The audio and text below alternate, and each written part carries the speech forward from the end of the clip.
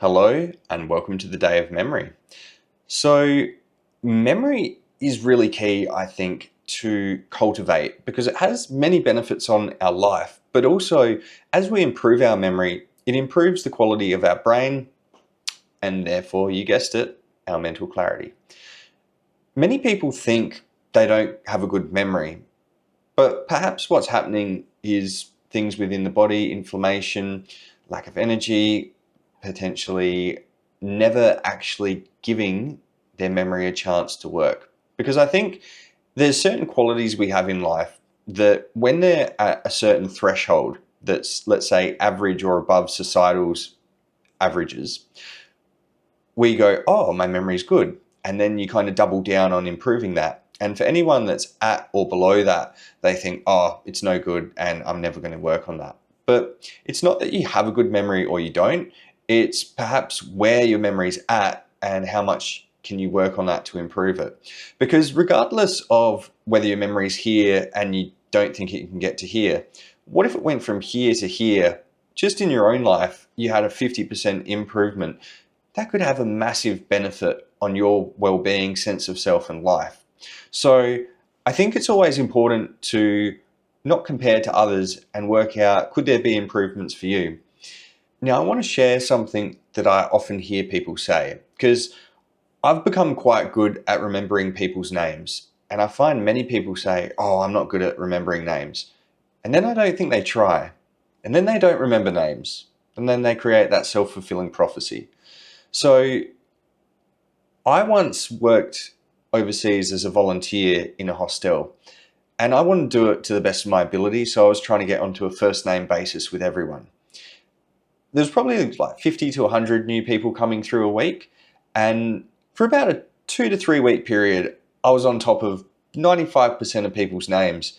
And what I realized I did, so let's say I met someone and as I was talking to them, they're like, oh, hi, I'm Jared. And I'd be having a conversation, but in between points of conversation, I'd be thinking, Jared, Jared, Jared.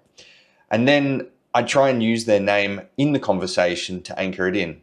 And then after they left, I'd be like, Jared, Jared, Jared. And then maybe half an hour later, I'd be like, Jared. And then 2 hours later, I'd be like, what was that person's name? Jared. And then the next day, if I could be like, what was their name? If I could remember at that point, then it was anchored in and it was solid. Now, that I guess is what's called rote learning. But even still, just doing that and cultivating your mind in a particular direction where you're like, I'm going to take this information and I'm going to make sure it stores and embeds. That then has a cross transfer to many other areas of life. So for example, what I noticed as I started remembering more names in other areas, my memory was getting better. Oh, I could retain that information. What did I pay for the last few meals? XYZ.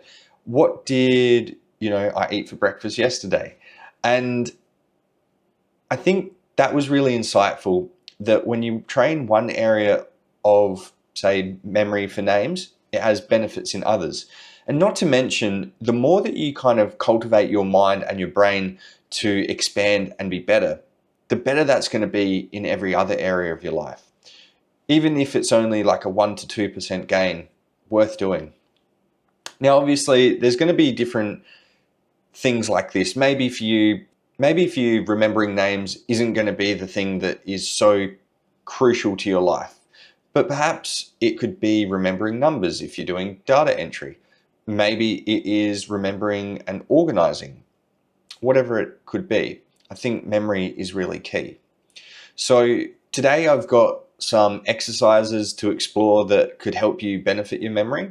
One that I really like, and it has a functional purpose, is doing financial tracking. So I used to do this when I would be traveling. So I went from having a spreadsheet that I'd put data into in the moment, bought this meal, $11, cool, to later on, like a month later, I'm like, oh, I can't be bothered doing this every moment. You know what, I'm just gonna wait until I get back. And then it would be like a day later, I'm like, what was like the 10 things I bought yesterday?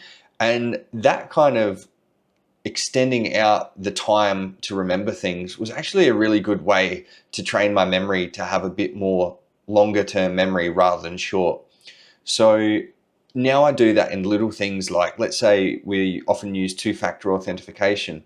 Instead of like looking at my phone and typing it in, I'll literally look at it, try and remember the 6 digits, and then put it in. And doing little things like this do start to improve the quality of your memory. So I've got some exercise below for you to look at, which could help you improve your memory. And I think also it could be good to do a little bit of self-reflection and see if you've got any blocks that maybe are stopping you from actually thinking that you can improve your memory. So let's jump into that, and I'll see you tomorrow.